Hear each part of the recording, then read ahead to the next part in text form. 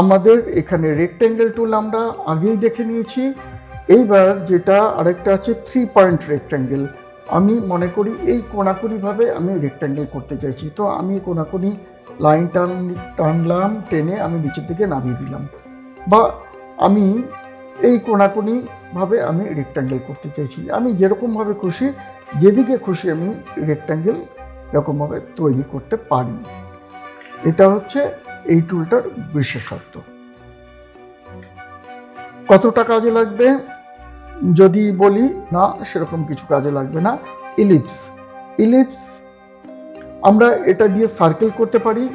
আমি কন্ট্রোল টিপে যদি আমি এটা ডায়াগোনালি টানি তাহলে এটা একদম কমপ্লিট একটা সার্কেল হবে।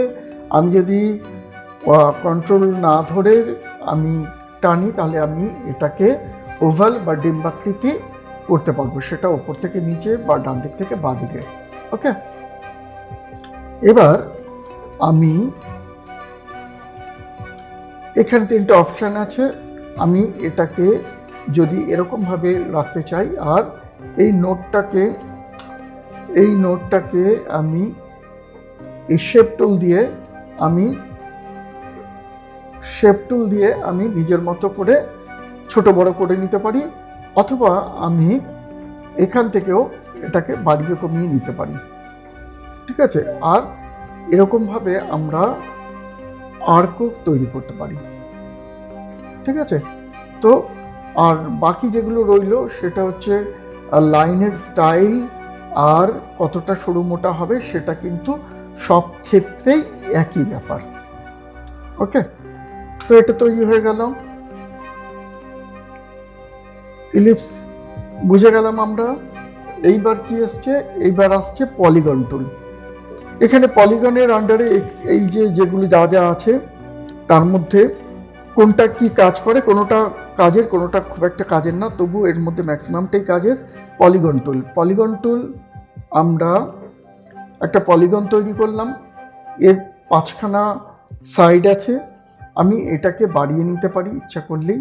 আমি এটাকে অনেকগুলো কর্নারে তৈরি করে নিতে পারি। রেক্ট্যাঙ্গেল থেকে আমি সব কিছু করতে পারি। এইবার এই যে মাঝখানে যে নোটগুলো আছে, আমি এই নোটগুলো ধরে এই নোটগুলো ধরে আমি যদি ভেতর দিকে টানি তাহলে এটা স্টারের মতো আকৃতি নেবে। ওকে, আবার বাইরের দিকে নিয়ে গিয়ে আমরা এরকমভাবে তৈরি করতে পারি। ওকে, আমরা এটাকে একটা এরকম করলাম, আর একটা Ctrl+C Ctrl+V করে নিলাম, করে আমি এটাকে এদিকে টেনে নিলাম। সেক্ষেত্রে আমরা এরকমভাবে একটা সুন্দর ডিজাইন করে দিতে পারি। এই স্টারটাকে এটাকে আমরা পেছনে পাঠিয়ে দিতে পারি। Object, order to back of page, আমরা এই ওপরটাকে আমরা রেড করে দিলাম, আর নিচেরটাকে আমরা ইয়েলো করে দিলাম। এরকমভাবে আমরা কিছু ডিজাইন করতে পারি। ঠিক আছে, ডিজাইনের পার্ট পরে দেখানো যাবে। এরপরে কি আছে? এরপরে আছে স্টার। দুরকম স্টার আছে, একটা এই স্টারটা, আর একটা হচ্ছে কমপ্লেক্স স্টার। ওকে, তো একটা হচ্ছে এই স্টারটা যেটার মাঝখানটা পুরো হলো থাকে, খোলা থাকে, আর এটার মাঝখানটা পুরো লাইন টানা থাকে। তো আমরা এইবার এটারও আমরা মাঝখানের স্পেসটাকে ছোট বড় করতে পারি। আর কি করতে পারি, আমরা এর হ্যান্ডটাকেও আমরা বাড়াতে কমাতে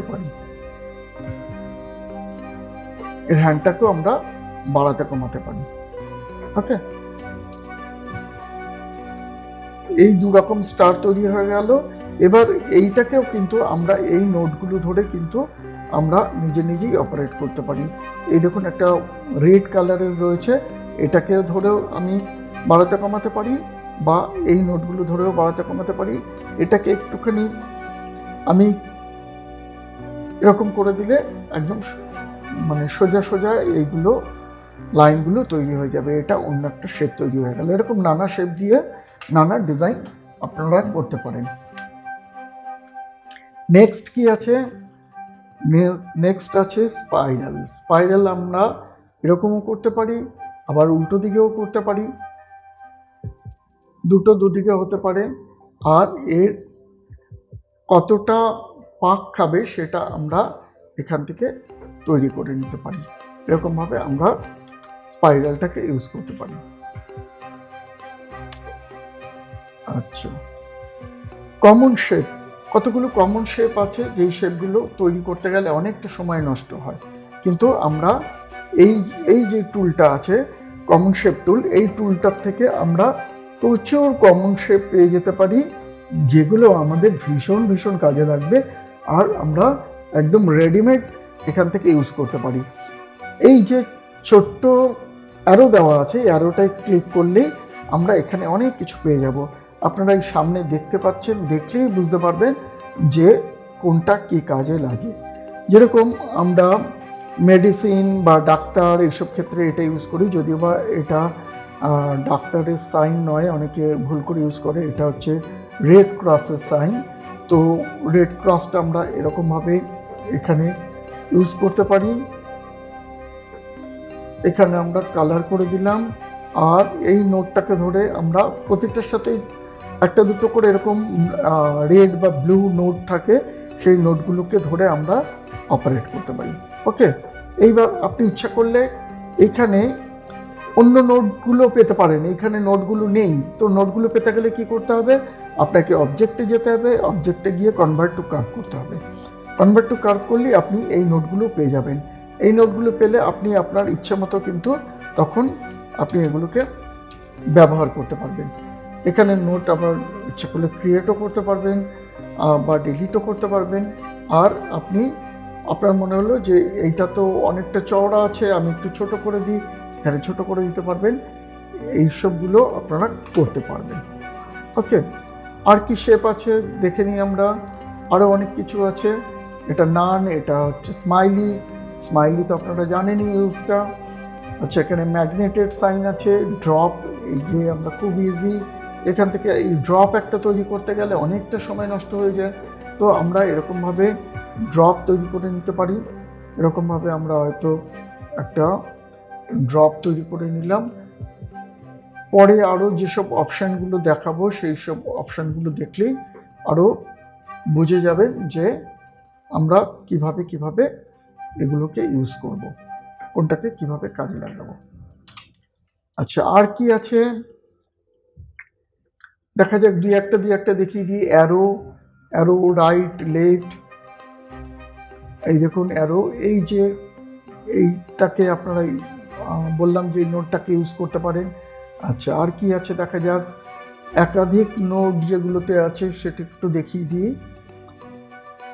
একাধিক নোট যেরকম এটাতে সম্ভবত আছে,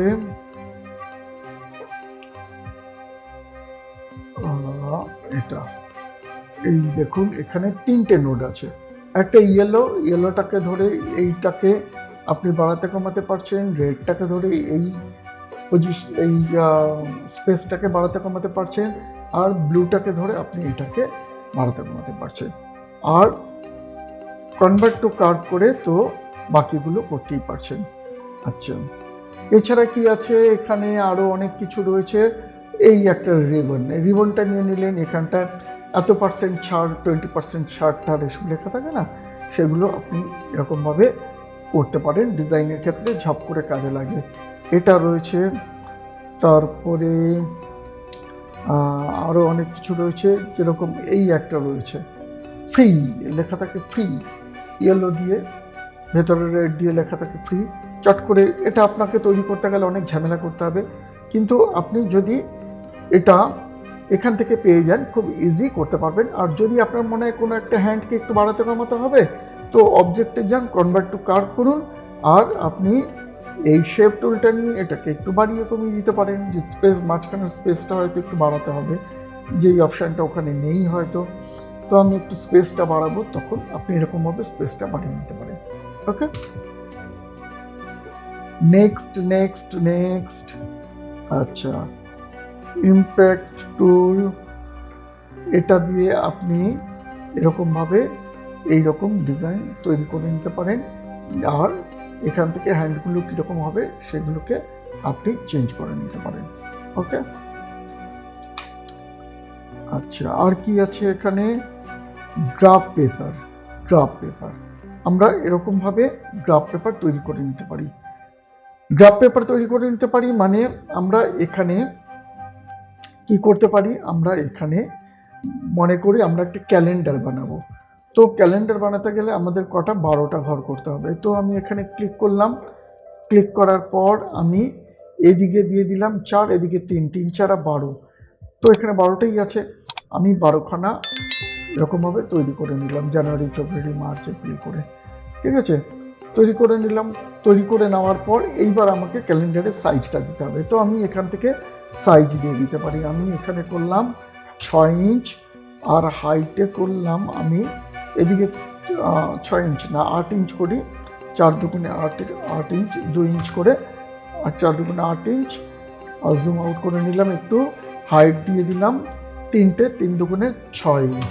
তাহলে আমার এটা এরকম স্কোয়ার ঘর হয়ে গেল। আমি এখানে জানুয়ারি, ফেব্রুয়ারি, মার্চ, এপ্রিল এরকম করে আমরা এটাকে দিতে পারি। এবার আমরা ইচ্ছা করলে আলাদা এই যে বক্সগুলো, এই বক্সগুলোকে আলাদাও করে নিতে পারি। আনগ্রুপ অল করলেই বক্সগুলো আলাদা হয়ে যাবে, আমরা আলাদা করে কালার করে দিতে পারি। আমরা অন্যভাবেও আলাদা কালার করতে পারি, সেটা পরে দেখবো আমরা। তো এরকমভাবে বক্সগুলোকে আমি ইচ্ছা করলে আলাদা করে দিতে পারি।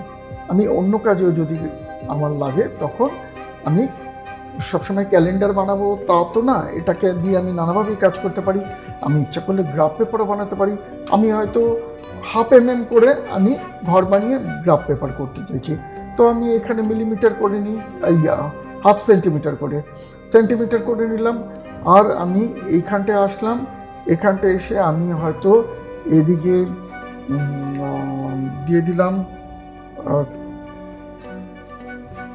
25টা, আর এদিকে দিয়ে দিলাম 25টা, আর হাইটে দিয়ে দিলাম আমি 50টা দিয়ে আমি এবার টানলাম। এবার আমি এরকমভাবে আমরা গ্রাফ পেপারের মতো গ্রাফ করে দিতে পারি।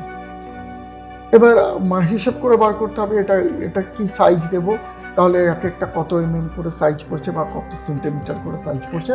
তো আমরা এটাকে গ্রাফ পেপার হিসেবে, আপনারা গ্রাফে যেসব কাজকর্ম হয় সেগুলো করেছেন নিশ্চয়ই, একটা এরকম ব্লু কালারের খোপ করা থাকে, তো এখানে সেটা আপনারা অনায়াসে করে নিতে পারবেন।